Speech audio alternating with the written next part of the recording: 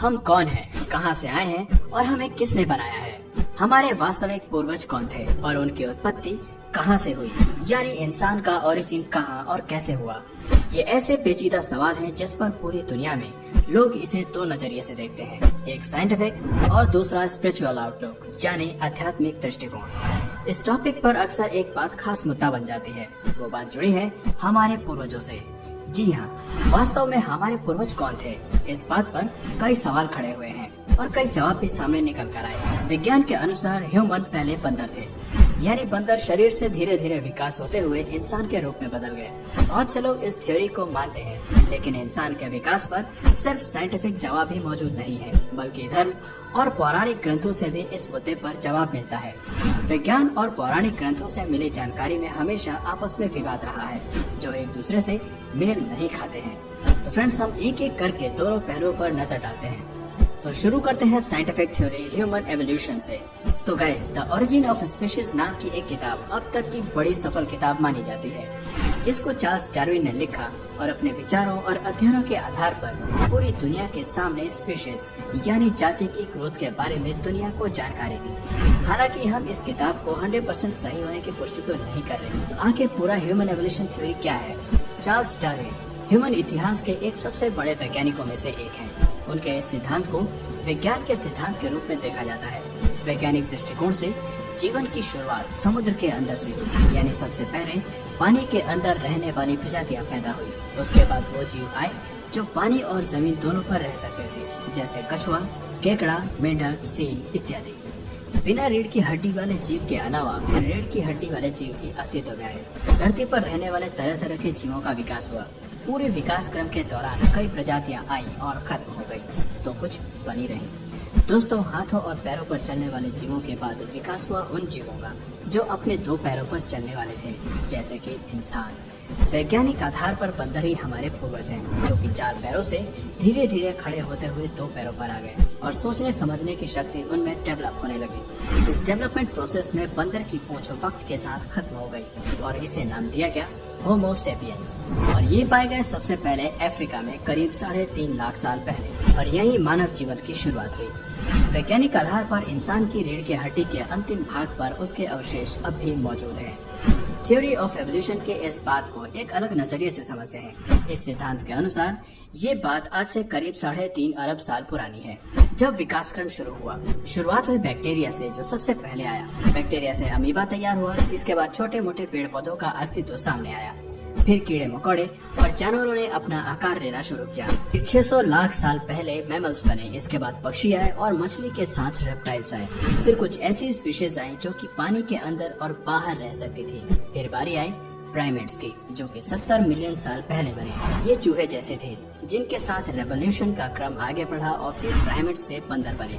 20 million years पहले उन बंदरों से एप बने और 8 मिलियन ईयर्स पहले गोरिल्ला आए और फिर चिंपैंजी, और फिर 1 लाख साल बाद उन्होंने धीरे धीरे अपने 2 पैरों पर खड़ा होना और चलना सीखा। वैज्ञानिकों ने जीव के अंदर पाए जाने वाले डीएनए पर रिसर्च करके बताया कि डीएनए के रंग रूप, आकार प्रकार के बदलाव को डीएनए की मदद से देखा और पढ़ा जा सकता है। उनके अनुसार स्पीशीज की ग्रोथ जीन में आए बदलाव से नहीं, बल्कि उनके एक्टिव या इनएक्टिव होने से है। इसी के चलते किसी एक खास प्रकार के जीन को सिर्फ ह्यूमन जीन नहीं कहा जा सकता। इंसान के हर एक सेल में अप्रोक्सीमेटली 21,000 जीन होते हैं और उतने ही चूहे में भी होते हैं। इसका मतलब ये हुआ कि नए स्पीशीज का विकास केवल एक्टिव और इनएक्टिव जीनों के बीच नए जोड़ तोड़ से हो रहा था। अब इस कहानी को एक बार जरा धार्मिक नजरिए से भी समझ लेते हैं। सभी धर्मों के पौराणिक ग्रंथों का इस पर क्या कहना है? विश्व में सबसे पुराने माने जाने वाले सनातन धर्म, जिसे हिंदू धर्म के नाम से भी जाना जाता है, में कहा गया है ब्रह्मा ने सृष्टि की रचना की और मनो व श्रद्धा को रचा। उन्हीं से सारी सृष्टि, स्पेशली मानव जाति का विकास हुआ। उसी तरह one of the oldest religion यहूदी धर्म, लगभग 2000 साल पुराने ईसाई धर्म और लगभग 1300 साल पुराने इस्लाम धर्म में आदम और हव्वा यानी ईव को आदि पुरुष और आदि स्त्री माना जाता है। अगर इन सब को रिलेट करें तो मुस्लिम और ईसाइयों में मनु का ही नाम आदम है, जिससे आदमी शब्द बना। देखा जाए तो सभी धर्मों में कॉमन बात यह है कि डार्विन के थ्योरी से बिल्कुल विपरीत है। मतलब कोई इंसान पहले बंदर या होमो सेपियंस नहीं थे, वो सिर्फ ईश्वर द्वारा बनाया गया एक आदमी और औरत थे, जिसे हम मनु और श्रद्धा या एडम और ईव या हवा कहते हैं। और यहीं से मानव सभ्यता का विकास हुआ, जिनसे पूरी मानव जाति का जन्म और संपूर्ण सामाजिक व्यवस्था का जन्म हुआ। सभी पौराणिक धर्मों की माने तो मनुष्य की रचना उसी रूप में हुई है जिस रूप में मनुष्य आज है। इसी तरह सृष्टि में पाए जाने वाले सभी जीव जंतु उसी रूप में हैं जैसे ईश्वर द्वारा रचे गए हैं। अल्टीमेटली कहने का मतलब ये है कि ह्यूमन एवोल्यूशन का प्रोसेस कभी था ही नहीं। दोस्तों, हमेशा से ही वैज्ञानिक और धार्मिक विचारधारा में एक बड़ा अंतर देखा गया है। आपने ह्यूमन एवोल्यूशन से जुड़े दोनों के अलग अलग कॉन्सेप्ट को समझा। 100% किसी पर भी भरोसा करना एक व्यक्ति के लिए बहुत मुश्किल हो जाता है, लेकिन इन दोनों थ्योरीज के बाद क्या आप 100% रिजल्ट तक पहुंच सकते हैं जिसमें आपको साफ पता चल सके कि आखिर आपके या हमारे सबसे पहले पूर्वज कौन रहे होंगे? Exactly not, right? ये एक पेचीदा सवाल है, क्योंकि आज के समय में किसी को भी अपने दादा दादी, नाना नानी या उसके भी पहले के पीढ़ी के बारे में मुश्किल से ही पता होता है, जबकि वास्तव में ये चेन इतनी लंबी है कि इसके आखिरी छोर तक पहुंच पाना बहुत मुश्किल है। फिर भी हम एक नए रिसर्च को आपके सामने रखते हैं और वो है माइटोकॉन्ड्रियल एव। आपने इसे पहले सुना भी हो सकता है या नहीं भी।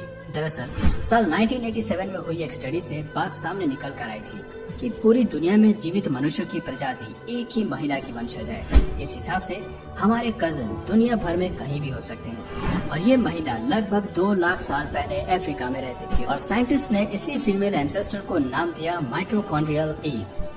इस स्टडी के अंदर रिसर्चर्स ने आज के प्रमुख सभी नस्लीय समूहों में से 147 लोगों के माइटोकॉन्ड्रियल डीएनए को लिया।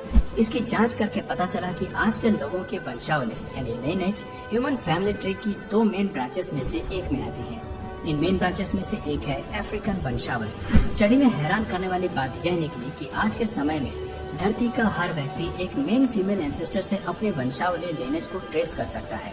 ह्यूमन लिनेज की एक पूरी शाखा अफ्रीकन ओरिजिन से जुड़ी हुई है।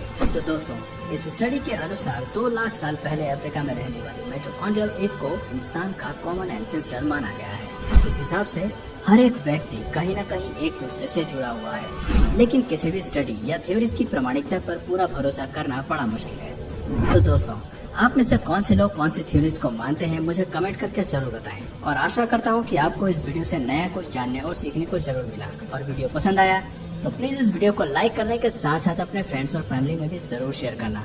और यदि आप इस चैनल पर नए हो तो सब्सक्राइब वाले बटन को क्लिक करने के साथ साथ घंटी वाले बेल आइकन को भी जरूर दबाना ताकि हमारे आने वाले वीडियोस की नोटिफिकेशन आप तक जरूर मिल जाए।